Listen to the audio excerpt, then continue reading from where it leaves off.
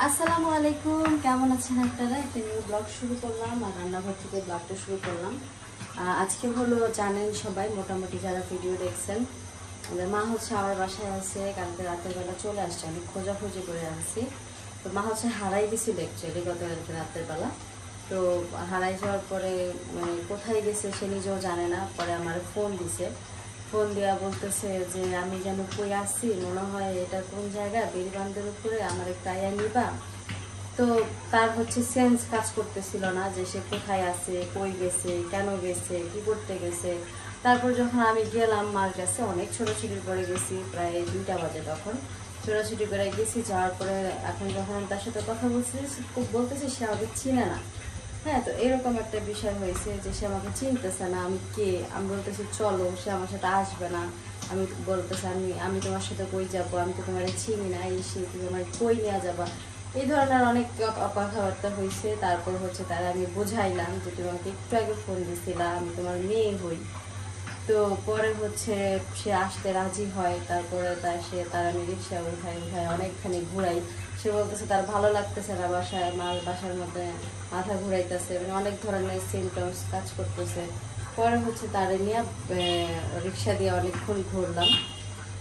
ঘোরার পর যখন গায়ে বাতাস লাগতেছিল তখন তার ভালো লাগতেছিল বললো। তারপরে হচ্ছে গিয়া তারে নিয়ে বাসায় গেলাম। বাসায় যাওয়ার পরে হচ্ছে গিয়া ভাইয়ার কাছ থেকে মানে ভাইয়ার আমি আগেই ফোন দিছি যে মা কোথায়। মা যখন আমার ফোন দিয়ে বললো যে আমি কই আছি আমি জানি না, আমাকে একটু আইসা নাও। তো ভাইয়ারও হচ্ছে আমি ফোন দিছি যে মা কই। মা বলতেছে ভাইয়া বলতেছে মা তো বাসায়। পরে রুমের ভিতরে যাই দেখি যে না, মা বাসায় নাই। পরে হচ্ছে আমি বললাম আজকে যদি মার কিছু হয় রে তাহলে তোর খবর আছে। তো এরকম বলছি। এখন ভাইয়াও কান্নাকাটি শুরু করে দিছে যে রাতের বেলা মা সবাই না জানায় কোথায় চলে গেল। তো পরে হচ্ছে অনেক খোঁজাখুঁজির পরে হচ্ছে মারে মানে ভাইয়ের মারে পাওয়া গেছে। পাওয়া যাওয়ার পরে হচ্ছে ভাইয়ার কারখানার অনেক কারিগর ছিল, 2-3 জন। পরে ভাইয়া ছিল, আপনাদের ভাইয়া ছিল, মানে আমার হাজব্যান্ড। পরে সবাই মিলাই হচ্ছে তারা খুঁজে বের করছে। বের করার পরে হচ্ছে বাসায় নিয়ে গেছি। বাসায় নিয়ে যাওয়ার পরে তার কাছ থেকে শুনলাম এখন সে ওই বাসায় থাকবেই না, তার ওই বাসায় ভালো লাগে না। ওই বাসার মধ্যে অনেক বেশি অশান্তি, ওই বাসার মধ্যে অনেক বেশি ঝামেলা, ওখানে সে থাকবেই না। পরে হচ্ছে আমি বললাম আচ্ছা ঠিক আছে, তাহলে তুমি আমার বাসায় চলো। তো পরে ওই রাতের 3টা বাজে হচ্ছে মারে আমার বাসায় নিয়ে আসছি। আনার পরে যে এখন মার জন্য হচ্ছে আজকে রান্না করতেছি ইলিশ মাছ দিয়ে যে সিম দিয়া ফুলকপি দিয়ে আলু দিয়ে রান্না করব। তারপর হচ্ছে সকালবেলা হলো রান্না করছিলাম এই যে মিষ্টি কুমড়া ভাজি। এটা সকালবেলা করছিলাম, মিষ্টি কুমড়া ভাজি দিয়ে রুটি বানায় খাওয়াইছি। তারপর হচ্ছে এখন দুপুরে রান্না করতেছি। দুপুরের রান্না হলো এই যে দেখেন, ডাল রান্না করছি, মিষ্টি কুমড়া ভাজি করছি, তারপর করলা ভাজি করছি। তারপর আরও আছে, সাথে থাকেন দেখতে পাবেন। এটা আমার বরাবরের অভ্যাস, বটি দ্বারা করাই রাখা। আর এই যে এখানে হলো পটল ভাজা আছে। তো আমার রান্না মোটামুটি কমপ্লিট হয়ে গেছে। রান্না প্রায় শেষের দিকে, জাস্ট তরকারিটা রান্না করব, রান্না শেষ। সকাল থেকে ঘুম থেকে ওঠার পর থেকে রান্নাই করতেছি। আর এই যে দেখেন ঘরের মধ্যে মা হলো শুয়ে আছে। মার হলো ভালো লাগতেছে না আর কি কোনো কিছুই, এই জন্য মা শুয়ে আছে। আর আপনাদের ভাইয়া হচ্ছে এই ঘরের মধ্যে দরজা বন্ধ করে শুয়ে আছে, না কি করতেছে আল্লাহ বাচ্চা। ও মা, এই দেখেন আপনাদের ভাইয়াও ঘুমাইতেছে এই ঘরে। কারণ কালকে সারা রাত হচ্ছে আমরা অনেক বেশি দৌড়ঝাঁপের মধ্যে ছিলাম।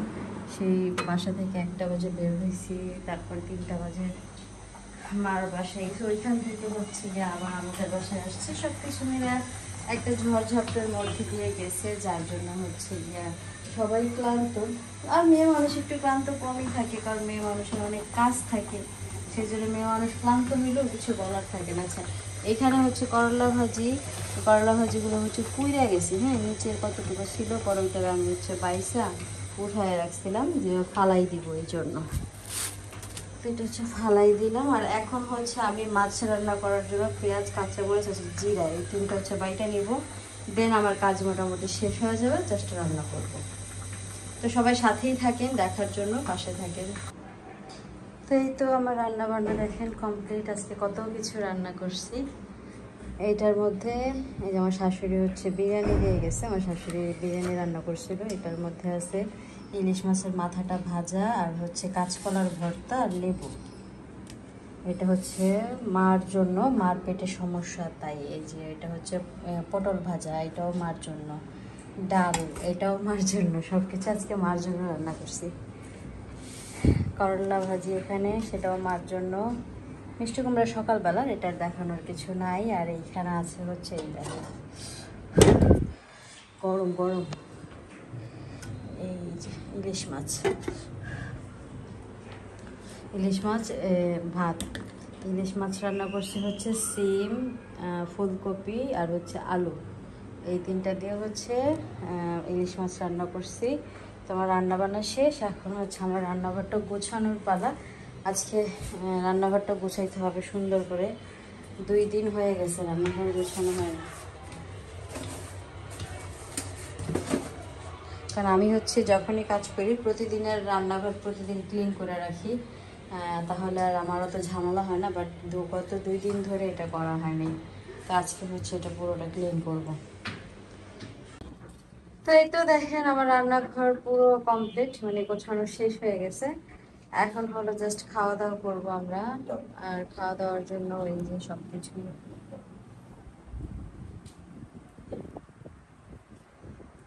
সবকিছুই এখানে রেডি।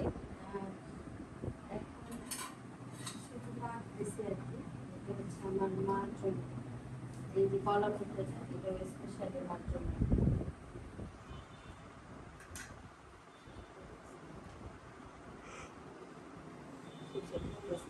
ভালো হয়েছে।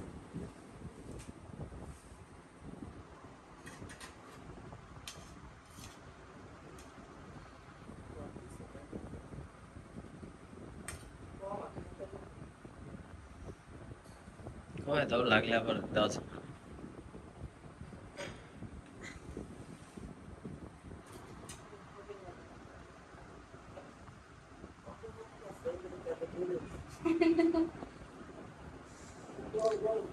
আর হলো অনেক লেট করে হলো রানতে গেছে না।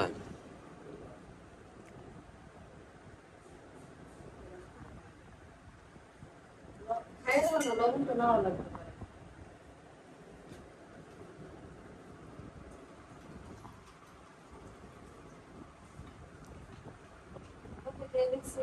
লবণ ঠিক আছে, কড়া কিন্তু বাড়াই দিচ্ছি, ঠিক আছে না? চাইলে তুমি কাঁচা লবণ খাও, যদিও আমি লবণ খাই না ঘুরি, কিন্তু এবার বড় হয় না, না এবার কাঁচাই বড় হয়। কাঁচাই বড় হয়েছে। তোমার লাগবে আমি তো চাইলে না বহুত দিনের মতো। ওই লবণ লাগবে মা, না লবণ আর হয়েছে? সবজি খাও বেশি বেশি করে, তাহলে লবণ লাগবে না। তরকারি কম খেলে লবণ লাগবে। সব কিছু তোমার লেগে গেছে, তাই তো? বই। আর অল্প করে খাইবা, আর সব তরকারি খাইবা, যা রাঁধছে সব খাইবা। হ্যাঁ, অল্প অল্প করে খাইলে। এটা দাও, কাটা ভালো করে।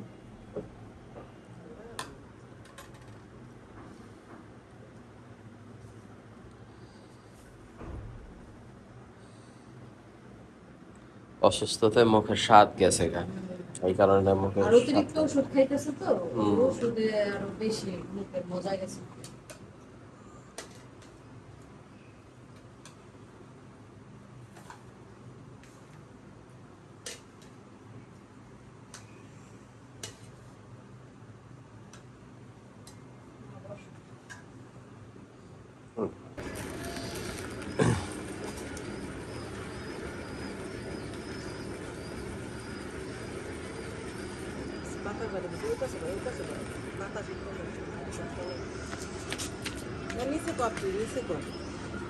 নিচে করবো।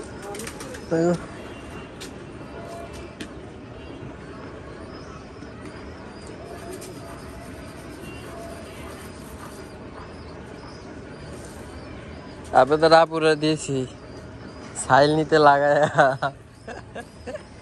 আপনাদের ভাইয়া বলে নাই, এটা আমারই, মানে এই ছাই ছাড়া হচ্ছে আমার চলে না। আমার থালা বাসন মাজতে ছাই লাগবেই। তো আমার ঘরের ছাই মোটামুটি শেষ পর্যায়ে, এই জন্য ভাবলাম উপরে যখন আসে চাইলা চাইলা লওয়া যায়, কামে লাগবে না।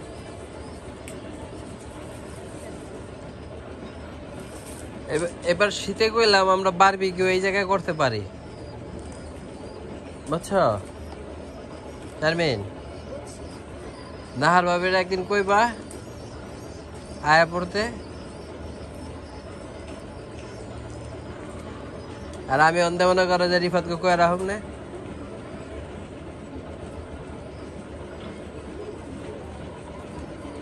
তো এটি চাইলে নিতে চাইছে, আর এটি হলো পাতার ছাইগুলা।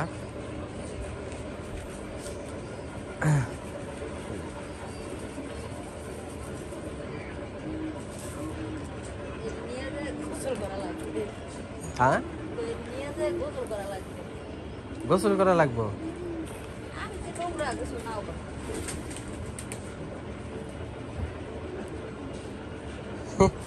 নিজের মুখে নিজেই কয় আমি যে নোংরা, গোসল নাও করতারি।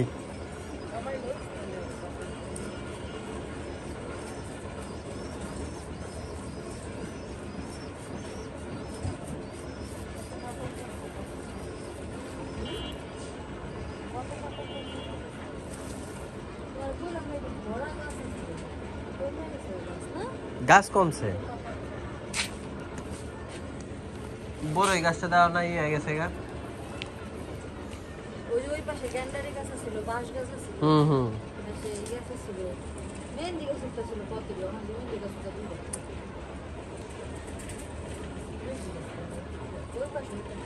ওই কোনা যে, তারপরে যে লাউ গাছ, আমি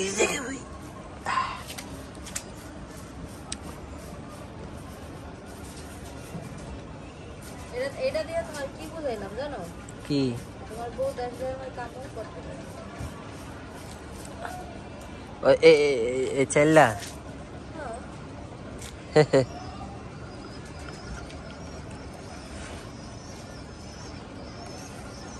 মাঝে সাঝে এগুলা করা উত্তম, তো উচিত তো, কারণ আমরা ভবিষ্যতে দেশে যাওয়ার প্ল্যান তো।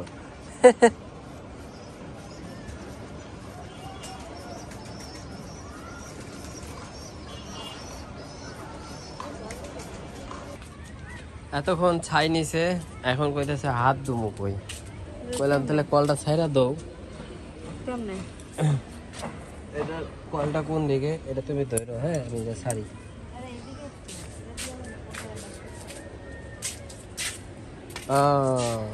এই দে দে দে দে।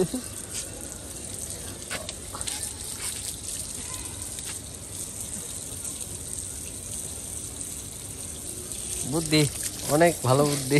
বুদ্ধির কারণ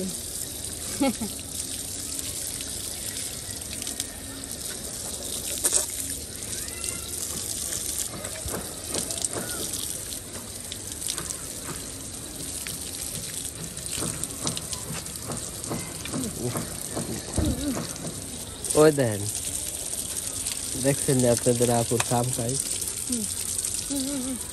কয় হুম হুম হুম, জানেন?